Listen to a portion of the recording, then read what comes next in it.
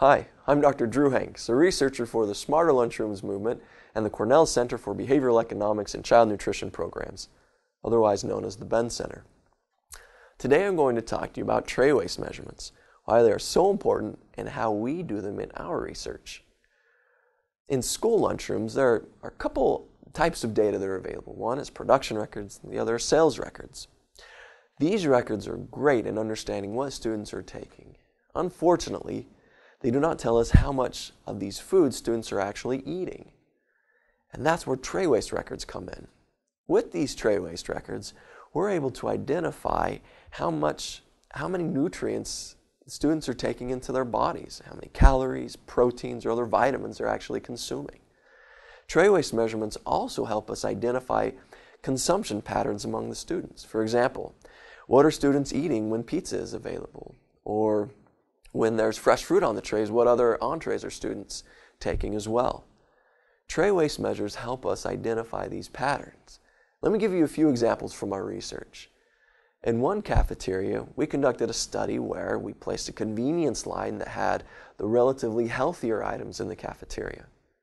On the other lunch line, we had all the items, relatively healthier items and the relatively less healthy items. We found that by introducing this convenience line, students consume fewer calories during lunch. We would not have been able to identify this drop in calorie consumption if it had not been for tray waste measures.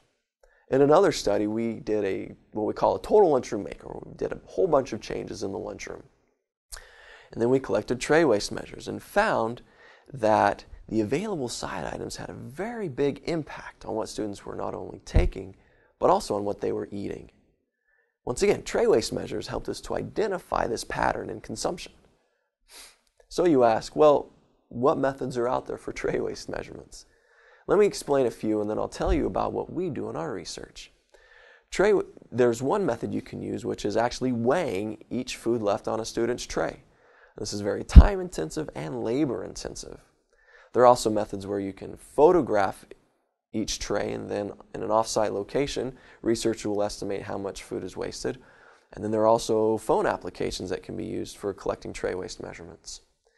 The method that we use is paper-based, and we send researchers actually into cafeterias to estimate how much is wasted on each tray. Our method, through some studies we have done, is very precise. It does not require much labor at all, and is very simple to conduct and implement. Now let me explain our method to you now. First of all, we collect menu information on the day we expect to go and do tray waste measurements in a cafeteria. Then we enter that menu information, what items are going to be available, on our tray waste measurement sheet. We print out several copies of those and then send our researchers to the lunchroom. We have them arrive about 30 minutes to an hour before the lunch period begins so that each researcher can see a serving of each food that will be available that day. And then we have the researchers weigh a serving of each item. They weigh about a serving 3 to 5 times and then average those weights so we can get a fairly accurate weight for each available item. And then if space is available, we have the students set up some tables where we have the researchers set up tables where students can leave their trays. And after they leave the trays, the researchers will estimate how much is left on each tray. Now the estimation we use is this. We estimate whether none, quarter, half, 3/4, or all of an item is wasted on the tray. And the researchers on their sheets will enter a 1 if a quarter is wasted, a 2 if half is wasted, a 3 if 3/4 are wasted, and a 4 if all is wasted, and a 0 if none is wasted. And then, after they do these measurements, the researchers will dispose of the waste and return the trays to be washed by the cafeteria staff. Now, if the cafeteria is small enough, it is very possible to measure waste on every single tray in the cafeteria. If the cafeteria is too large and space constrained, you're not able to set up tables where students can leave their trays. So we have the researchers stand next to a garbage can and watch what the students are throwing into the garbage can. This takes about 3 to 5 seconds. Once you get used to it, you can go pretty quickly.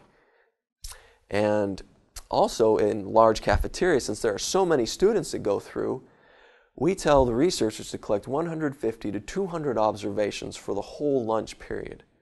So, if there are 3 shifts during that period, then we suggest that they collect 50 to 75 observations during the for each shift. So that way they have 150 plus observations for the whole lunch period.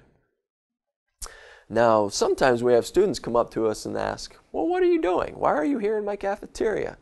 When they ask that, some of our common responses are, first of all, we're interested in what you like. We want to know what food you like. We also will say, we want to know how we can improve service in the cafeteria. Now, even though our method is wonderful and we use it in everything we do, there are a few limitations, and I will explain those.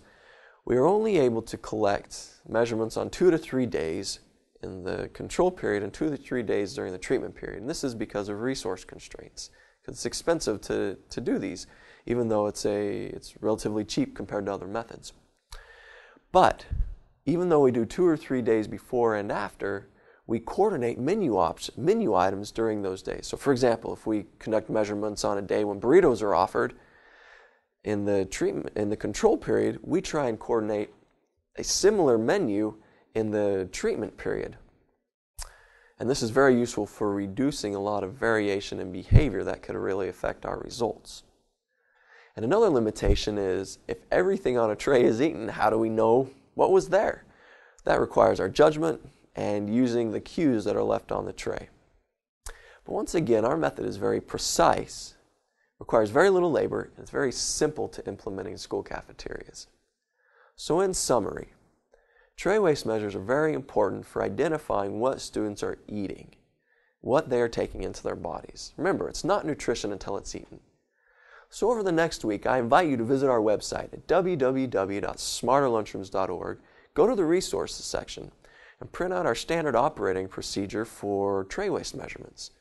Then print out a tray waste measurement sheet where you can enter in all the available menu items for a day when you're going to go into a cafeteria and measure waste. Then go into that cafeteria and measure waste for about 10 to 12 students. As you do this more and more, you'll become better and better at it so that you can be very, very fast and efficient at measuring tray waste. Once again, visit www.smarterlunchrooms.org for a lot of materials that will support you in your research in school lunchrooms. And remember, it's not nutrition until it's eaten.